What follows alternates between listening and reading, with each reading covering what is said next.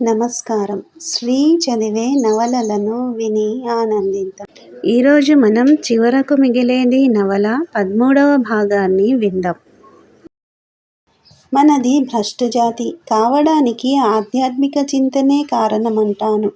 అపజయాన్ని, తృప్తిని, అనారోగ్యం, అవిద్య వీటిని వారి వారి కర్మలను అనుసరించే అనుకుంటూ బాహ్య ప్రపంచ వైముఖతతో తిండి కూడా సాధించలేని ఈ సోమరులు సంఘాన్ని దూషించి మానవజాతి అంటే అసహ్యం వేసేటట్లుగా తయారు చేశారు.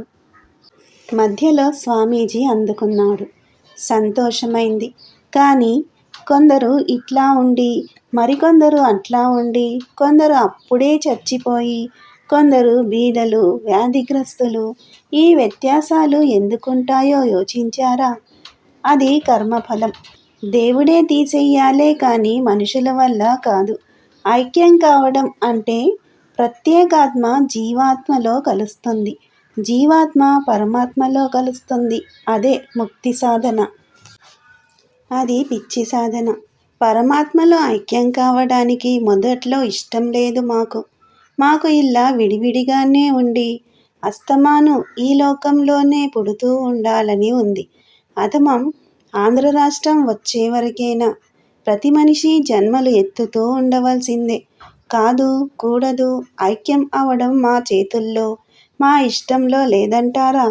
మమ్మల్ని దానికోసం ప్రార్థన, యోగాభ్యాసం, దీక్ష, వ్రతం వగైరా చెయ్యమనకండి. మీబోటి పుణ్యాత్ములు 2-3 జన్మలలోనే ఐక్యం అవుతారు. నాబోటి పాపాత్ములు మరో 20 జన్మలు ఎక్కువ తీసుకుంటారు. అంతే తేడా. మీరు ముందెడతారు, మేం కొంచెం ఆలస్యంగా వెడతాం. దానికింత గడబడ ఎందుకండి? జీవ సజీవలు తెల్లబోయి చూస్తున్నారు. గురువుగారిని ఇంత ఇదిగా, ఖండితంగా ఎప్పుడూ చూడలేదు. సజీవ ఈ వాదాన్ని తప్పని రుజువు చేసేందుకు తనూ ఏదో అనాలి, లేకపోతే బాగుండదు అనుకుని కళ్ళు మూసుకుని ఆలోచించి చివరికి ఓం అన్నాడు. వెంకటాద్రిగారు రాజా అన్న ముక్కలకి లోపల సంతోషిస్తున్నట్లుగానే ఉంది మొహంలో చిరునవ్వుని బట్టి. అయితే దైవాన్ని ప్రార్థించి సాధించిన మహానుభావులందరూ వెర్రి వెంగళప్పలే అంటావు. రామదాసు, కబీరు, త్యాగయ్య, రామకృష్ణ పరమహంస, వివేకానంద చాలామంది ఉన్నారు. అదే, వారంతా తెలివి తక్కువ వాళ్ళు. మీ దొర్లందరూ మహానుభావులునా? మా దొరలు అనక్కర్లేదు. మీరు ఇంగ్లీషు చదువుకొని ఆ దొరలు ఉద్యోగం చేసిన వారే. ఏదో పెద్ద ముండావాణ్ణి అన్నాను. అయ్యో అల్లానే, ఎంత మాట! ఏదో కుర్రతనం అనుకోండి. ఆ దొరలలో కూడా అట్లాంటి మహానుభావులున్నారు. Francis of Assisi, Edmund, Augustine, Theresa, Marcus Aurelius వాళ్ళందరూ ఈ ప్రపంచాన్ని చూసి హడలిపోయారు. ఈ కుళ్ళు, వ్యాధి, అజ్ఞానం, పశుత్వం, యుద్ధాలు, మృత్యువు వీటిని సహించలేక హడలిపోయి మరమ్మత్తు చేయడం చేతకాక ఈ దౌర్భాగ్యపు లోకంలో ఎల్లాగో అల్లోగా సంతోషంగా గడపటానికి వారొక జీవిత విధానాన్ని, ఒక ప్రశాంత దృష్టిని అలవర్చుకొని సమాధానపడ్డారు. ఆ మార్గం ఇతరులకి తెలియచేశారు. ఆనందాన్ని ఆశిస్తాడు మానవుడు. అది వాడి నైజం. అనేక మంది అనేక రకాలుగా ఆనందాన్ని సాధిస్తారు. కొందరు తాగుతారు, కొందరు వ్యభిచరిస్తారు, కొందరు పద్యాలు రాసుకుంటారు, మరికొందరు రాజకీయంలో పడి దేశసేవ చేస్తారు, ఇంకా కొందరు చిత్రపటాలు గీస్తారు. ప్రకృతిని ఆరాధించేవారు, సౌందర్యాన్ని ఆరాధించేవారు అందరూ తలో రకంగానూ వారి వారి పరిస్థితులను, సంస్కారాలను బట్టి ఆనందాన్ని సాధిస్తారు.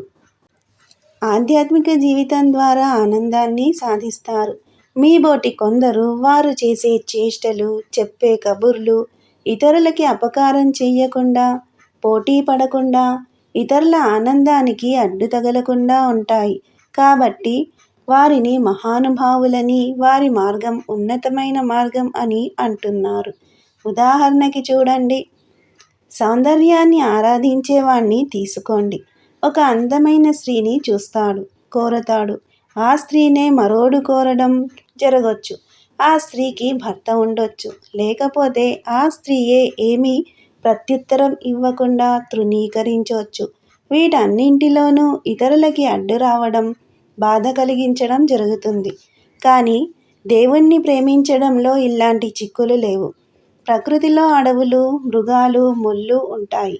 కవిత్వంలో కఠోర పదాలు, చెప్పుకోలేని బాధ, అర్థం కాని ధ్వనులు ఉంటాయి. సౌందర్యం మాసిపోతుంది. యవ్వనం నీరసిస్తుంది.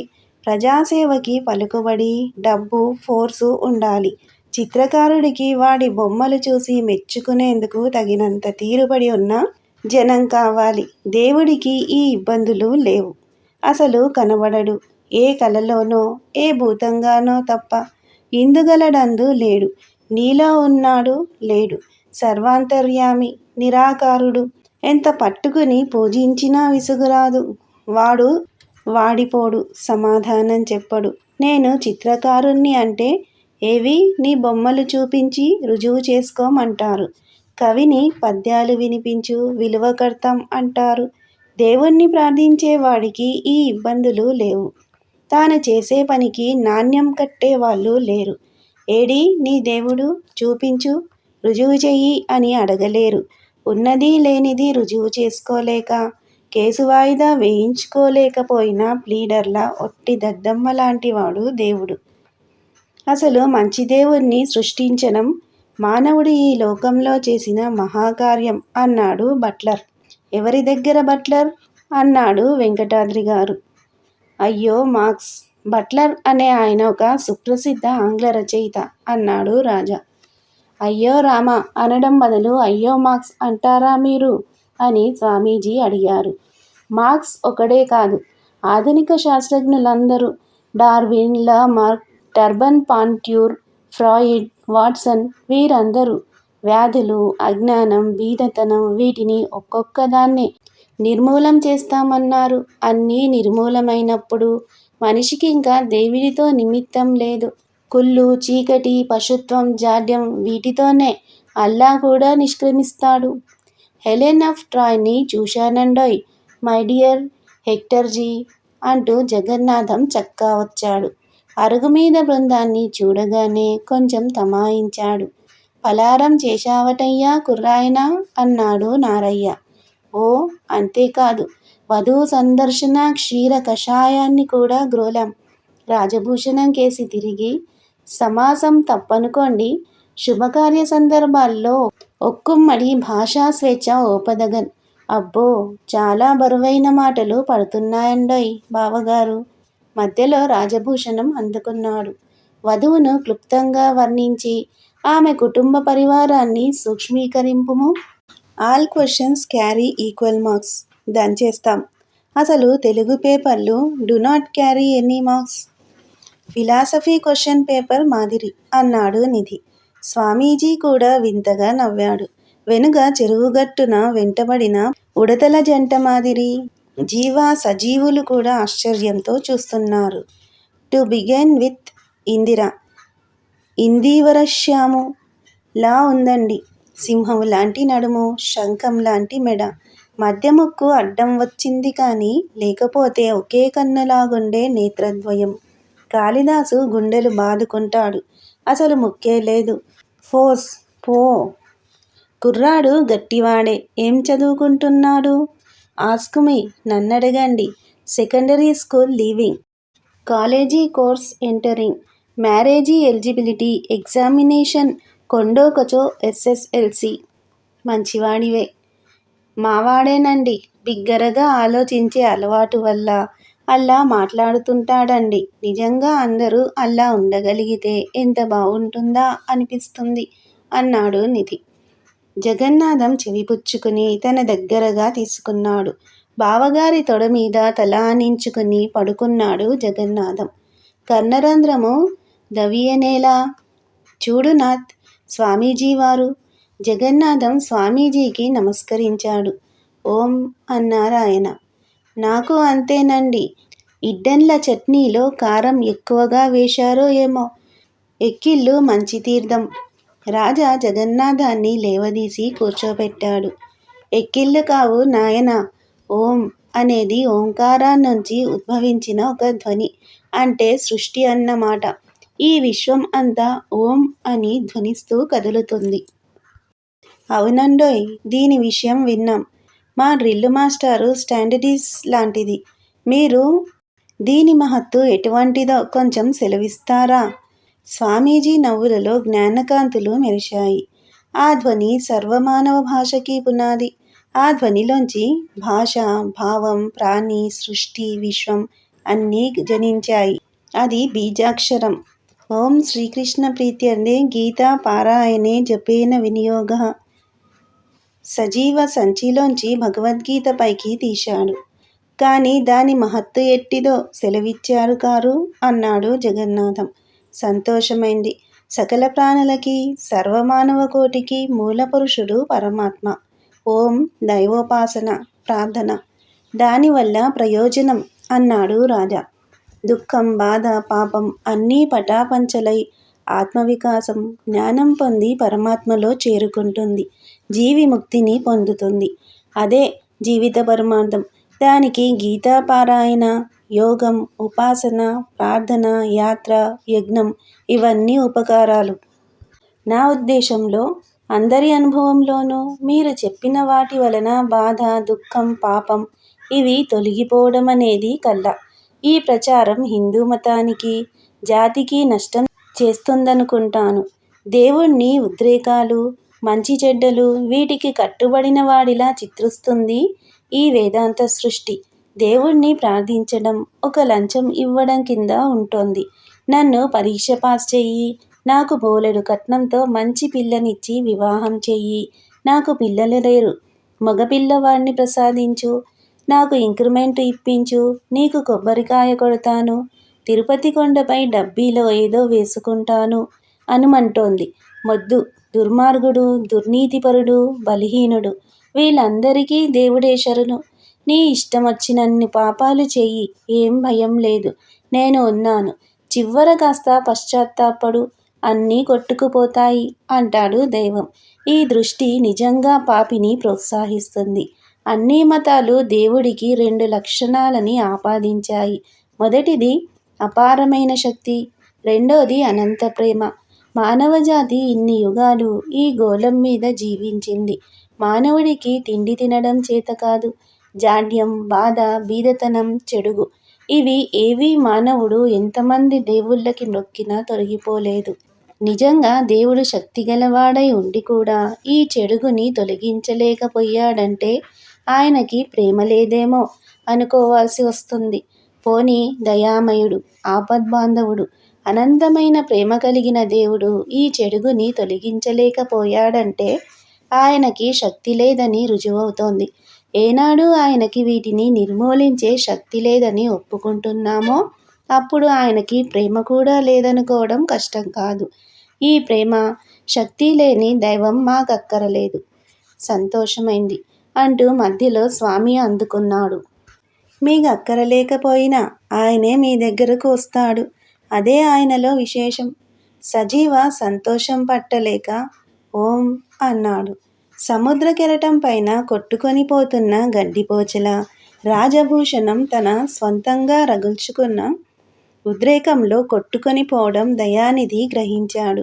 అతన్ని మరో కప్పు కాఫీ తాగమని, అందుకోసం జగన్నాథాన్ని పంపించాడు. మరో సిగరెట్టు ముట్టించమన్నాడు. అగ్గిపుల్ల పారేసి ఆకస్మికంగా కొత్త భావం తట్టినవాడిలా రాజా అన్నాడు. పని పాట లేకుండా ఎందుకు పనికిరాని సోమర్లకి ఇంత అన్నం పెట్టడం తప్ప ఈ మతం వలన మరో ఉపయోగం లేదు. శక్తులన్నీ అడుగంటిన అమ్మమ్మలు, తాతయ్యలు దీని పేరిట ఇతరులపై ఆధ్యాత్మికంగా అధికారం చెలాయిస్తుంటారు. ఆధ్యాత్మిక జీవితంలో నాయకత్వం బహు సులువుగా సంపాదించవచ్చు. దీనికి కానీ ఖర్చు లేదు. పరీక్షలు పేసవనక్కర్లేదు. సంఘ కట్టుబాట్లతో మొదలే నిమిత్తం లేదు. ఇంత సులభం కాబట్టి ఈ ఆధ్యాత్మిక జీవితానికి అంత పలుకుబడి ప్రచారమును. అయితే రాజా, నువ్వు ఖండించేది దైవాన్నా, మతాన్నా, ఆధ్యాత్మిక జీవనాన్నా అని అడిగాడు నిధి. ఈ మూడింటినీ కట్టకట్టి ఈ మూడూ ఒకటే కాదు, నేనోసారి బరంపురంలో జ్ఞానానంద స్వామిని కలుసుకున్నాను. ఆయన ఏమన్నాడంటే, మత వైషమ్యాలకి కారణం ఈ మూడు ఒకటే అనుకోవడం. ఆధునిక విజ్ఞాన శాస్త్రం దైవాన్ని ఖండించదు. ఎందుకంటే దీన్ని ఖండించినా అదొక నైతిక విలువ అయి ఊరుకుంటుంది. నైతిక విలువల్ని గుర్తించడమే ఆధ్యాత్మిక జీవనం అన్నాడు. నువ్వు ఈ మూడు వేరని అంగీకరించాలి. సంతోషమైంది. జ్ఞానానంద స్వామిని మీరు చూసి ఉంటారు కదా. ఆయన దేనిని నైతిక విలువలన్నాడు? జ్ఞానానంద స్వామి విషయం చెప్పేటప్పుడు స్వామీజీ కళ్ళల్లో ఈర్ష్య కదలడం నిధి గమనించాడు. ఋషులకు దేవుళ్లకు పడకపోవడం, పెద్ద చిన్నల పోటీలు ఉండుంటే మనుషులు ప్రజాస్వామ్య సిద్ధాంతాలని అనుసరించడం తప్పదు కాబోలు. భూస్వాముల పరిపాలనా తత్వం దేవుణ్ణి కూడా పాడు చేసేసింది కదా. సృష్టితో అసంతృప్తి పడటమే నైతిక విలువల్ని రుజువు చేస్తుంది. అసంతృప్తికి కారణమైన వాటిని నిర్మూలింపచేయడానికి అవలంబించిన మార్గమే ఆధ్యాత్మిక జీవితం. అందరూ అంటే చాలామంది ఆ మార్గాలనే అవలంబిస్తే అది మతం. మతం ప్రబోధించిన అనేక మార్గాలలో మోక్ష సాధన పరమాత్మ ఒకటే అన్నాడు నిధి.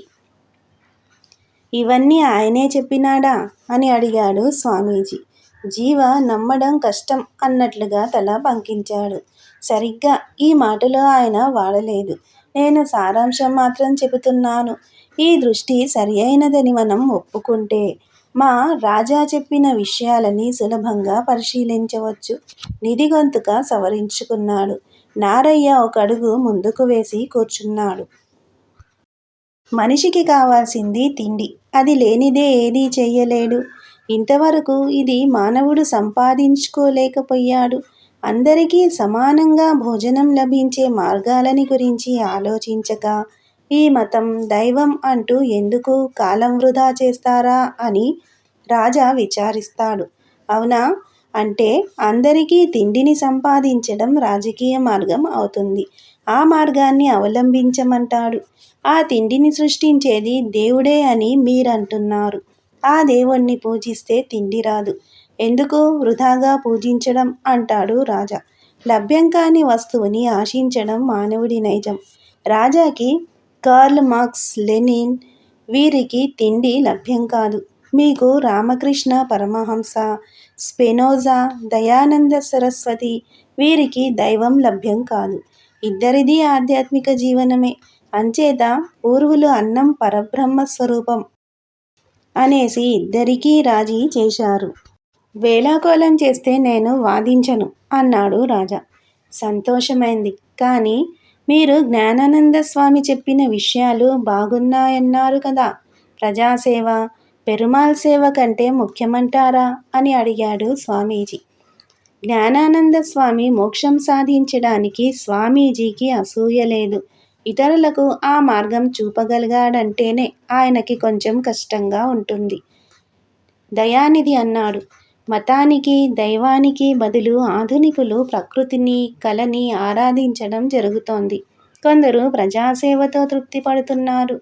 కానీ ఇవేవి ఆధ్యాత్మిక దృష్టిలో దైవానికి బదులుగా ఉండకూడదని, అట్లా ఉండటమే నేటి నాగరికతకి అరిష్ట లక్షణం అని రాధాకృష్ణన్ మొదలైన వారు అంటున్నారు.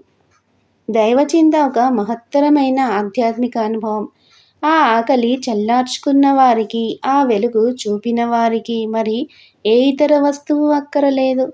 వారు దేన్ని ఆశించరు, కోరరు. ద్వంద్వాలు లేవు, అసంతృప్తి లేదు. అన్నింటికీ అతీతమైపోయి ఒక నిశ్చలమైన ఆనందాన్ని పొందుతారు. దీని ముందు రాజకీయ రంగంలో మానవుడు పొందిన అఖండ విజయం, కళారంగంలో చవిచూసిన అనంత సౌందర్యం అన్నీ సూర్యుడి ముందు నక్షత్రాలు లాంటివి. మాకెవ్వళ్ళకి ఈ ఆకలి లేదు. మేం దీనికి తగం, మాకక్కర్లేదు. తిండి తినడం చేతగాని మా శుష్క అస్థిపంజరాలకి అతీతమైన ఆనందానికి అర్హత లేదు అంటున్నాడు రాజా. నాకాకలేస్తోందండోయ్ అన్నాడు జగన్నాథం. జీవ సజీవలు నవ్వారు. పాపం వారికి ఆకలేస్తుంది కాబోలు. రాజా సిగరెట్టు పారేసి భగవద్గీతని చేతిలో తీసుకున్నాడు. సజీవ వారించబోయాడు. రాజాకి కోపం వచ్చింది. ఈ చండాలపు హస్తం ఈ పుస్తకాన్ని తాకకూడదా ఏమిటి? సజీవ నాలుక కొరుక్కున్నాడు. స్వామీజీ గ్రంథాన్ని తీసుకుని గుడ్డలతో తుడిచి రాజాకి ఇచ్చాడు. రాజా పేజీలు తిరిగేస్తూ అన్నాడు, ఈ గీత విషయం చూడండి. దీని గురించి మొదటి అసత్యం ఇది కేవలం ఆ కృష్ణ పరమాత్ముడే రాశాడని. నిజానికి ఆనాటి మహారాజులు తమ చిరాస్తులని ప్రజాబాహుల్యం తిరుగుబాటు చేసి దోపిడీ చెయ్యకుండా వ్యాసుడికో అగ్రహారం పారేసి ఈ గ్రంథాన్ని వ్రాయించారు. ఇందులో కృష్ణుడు చెప్పిన సందేశం ఏమిటి? ఓ ధనంజయ, ఈ భవనాలు, ఈ ఆభరణాలు, భూములు, భార్యలు నీవి. వీటిని కాపాడుకోవడం నీ విధి. నీ వార్ధక్యంలో ఎవ్వరూ నిన్ను పోషించరు. అంచేత యుద్ధం చేయి. నాకు ఉన్నారు బోలెడు మంది భార్యలు. పట్టు. నీతో కలిసి నేను యుద్ధం చేస్తాను అని కేవలం భూస్వాముల తత్వం యొక్క ప్రచారం కోసం వ్రాయించిన గ్రంథం ఇది. ఇదిట భారతీయుల పవిత్ర గ్రంథమట. సిగరెట్టు కాల్చిన చేతులతో దీన్ని ముట్టుకుంటేనే అపవిత్రం అయిపోతుందట. దీన్ని అచ్చువేసింది ఎవరో ప్రెస్సులో పనిచేసేవాడు. వాడికి సరిగ్గా రెండో పూట తిండి ఉండదు. సిగరెట్టు కాల్చడు. రాత్రి గుడ్డి దీపంలో దృష్టి ఆనక బీడీ సగం కాల్చి ఆర్పేసి చెవి వెనుక దోపుకొని ఆ చేతులతో అచ్చెత్తిన ఈ పుస్తకం పవిత్ర గ్రంథం ఎట్లాగైందో నాకు అర్థం కాదు. జగన్నాథం చప్పట్లు కొట్టాడు. రైట్. అందుకనే మా తెలుగు టెక్స్ట్ బుక్ పాడువాసన. ముఖ్యంగా భర్తృహరి సుభాషితాలు కేవలం పత్రముఖి అనగా బీడీ పొగ తాలూకు పరిమళం. దయానిధి అతని చెవిని మెలిపెట్టాడు. పోనీ క్షమించండి, కాగితము ముఖి, పొగ తాలూకు పరిమళం. తమరు డాక్టర్ కాబోలు. రైట్. 5వ ఫారం వాసన. ఓకే. వెంకటాద్రి గారు భోజనానికి వేలయింది లెమ్మన్నాడు. నారయ్య లేచి కండువా దులుపుకున్నాడు. లెగవయ్యా కుర్రాయన అన్నాడు. ఉండు కర్ణ, కృష్ణామృతాన్ని కాస్త గ్రోలని. రాజభూషణం కళ్ళు మూసుకుని ఏదో పుట తీసి ఒకచోట తన వ్రేలిని ఆనించాడు. ఈ నవల మీకు నచ్చితే సబ్స్క్రైబ్ చేయండి, షేర్ చేయండి, లైక్ చేయండి, బెల్ ఐకాన్ను ప్రెస్ చేయండి. శ్రీ ఛానల్ ఆడియో నవలను వింటున్నందుకు ధన్యవాదములు.